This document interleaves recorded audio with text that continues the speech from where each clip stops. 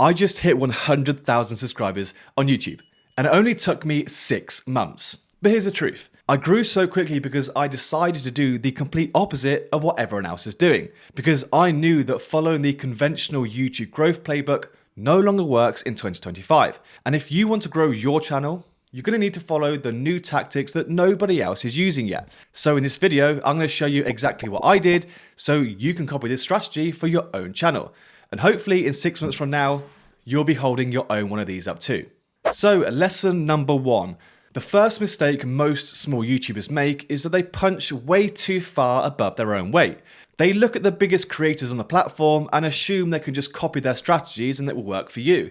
But the problem is, you can't compete with the likes of Mr. Beast or Ali Abdaal, or any of the big YouTubers in your own niche yet, because they have something you don't. They've got a built-in audience, they've got massive credibility, and the algorithm already favors their content.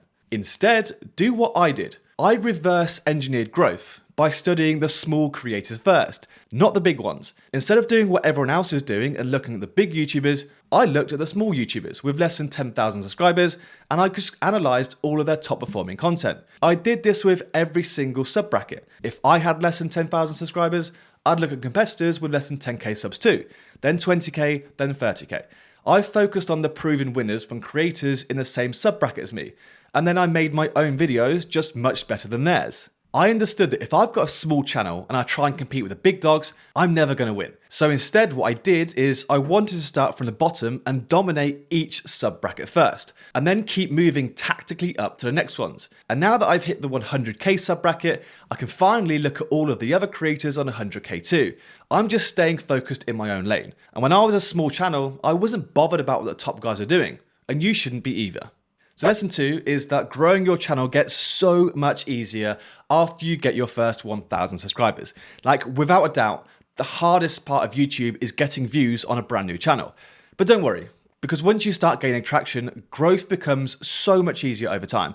Your first 1,000 subscribers require the most effort, and sometimes it might feel impossible to get there. But it's not your fault. Growth is painfully slow.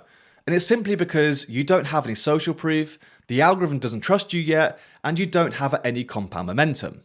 For example, let's say 2 creators upload a video on the exact same topic. One of the creators has 80,000 subscribers, and the other one has just 200 subscribers. Who do you think that viewers will watch?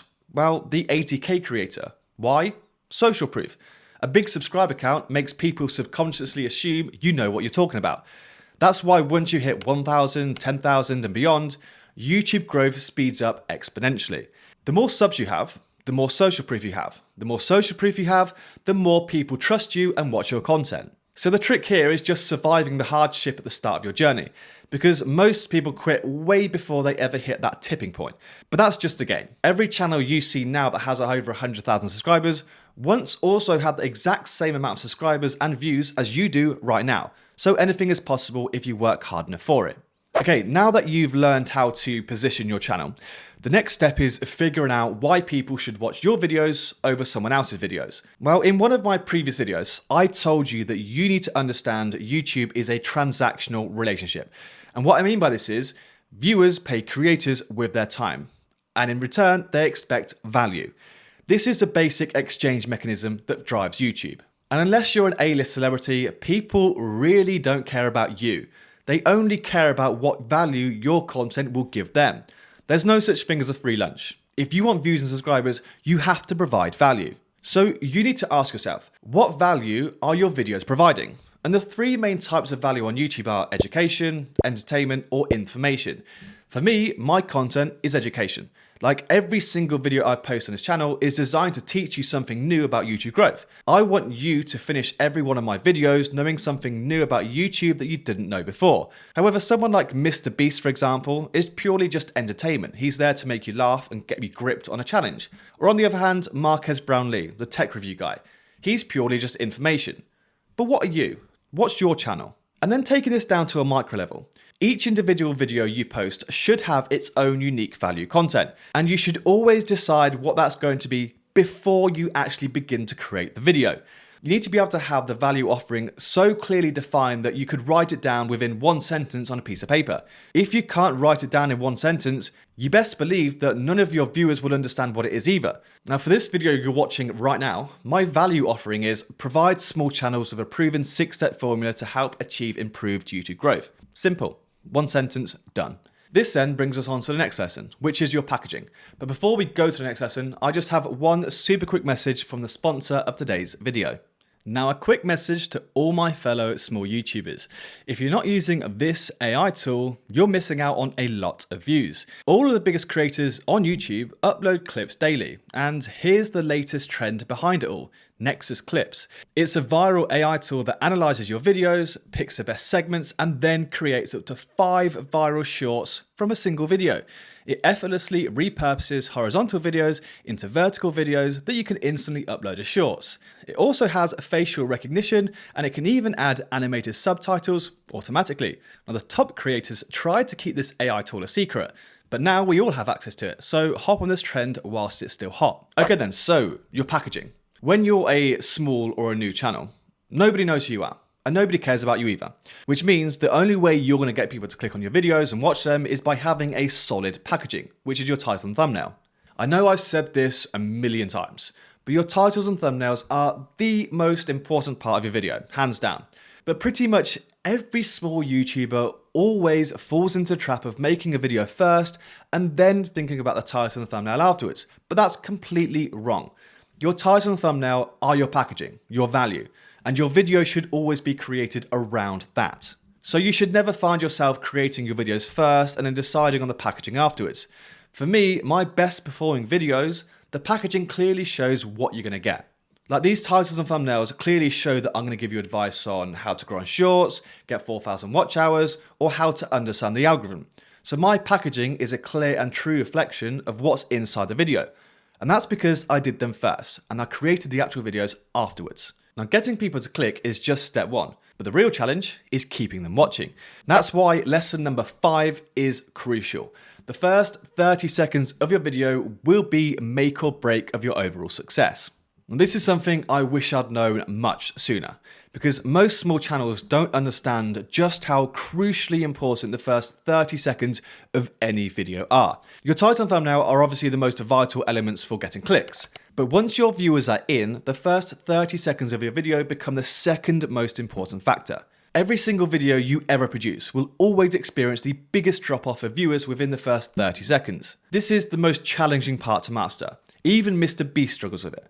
And as the video goes on, more and more people will decide to leave. This means that the effort you put into the opening part of your video has far more of an impact than anything else you do. Because if viewers don't stay past the first few seconds, they're never going to see the rest.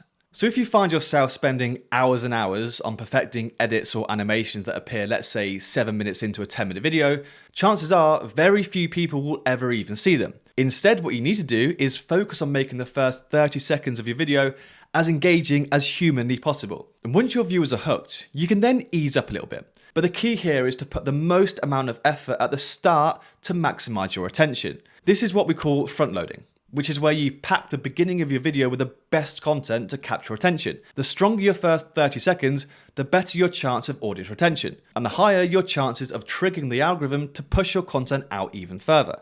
And the final lesson, which is one of the most important ones, is invest in knowledge, not fancy equipment. Way too many beginners think they need to buy the most expensive camera and the best lighting to grow. But here's the truth. I don't have a $1,000 studio. I don't have crazy high production value, but I do have knowledge. So I don't need to buy expensive equipment.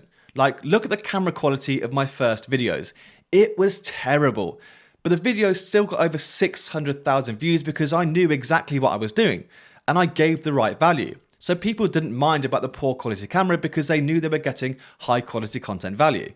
So instead of spending money on expensive equipment, I spent my money on learning. Instead of buying a fancy camera, I just bought courses. I studied the most successful YouTubers and I learned how YouTube actually works. So essentially, I just bought knowledge. And this knowledge is exactly what's taken me from 0 to 100,000 subscribers in just 6 months. So if you're serious about growing on YouTube, you need to invest in knowledge too. That's why I created the YouTube Wealth Academy, to give you a step-by-step system for YouTube growth. I teach everything from audience retention, thumbnail science, how to craft titles, how to design the perfect hook, how to set up a studio without breaking the bank, and so much more. So if you want to shortcut your success, click the link in the description. And for the next 48 hours, I'm offering $100 off the course as a celebration of me hitting 100,000 subscribers. So just use 100K at checkout and that will take $100 off the cost price. I promise you it will be one of the best investments you'll ever make on YouTube. But if not, just click on the YouTube growth playlist down below in the description instead. Thanks very much for watching. Hope you enjoyed it. See you next one. Goodbye.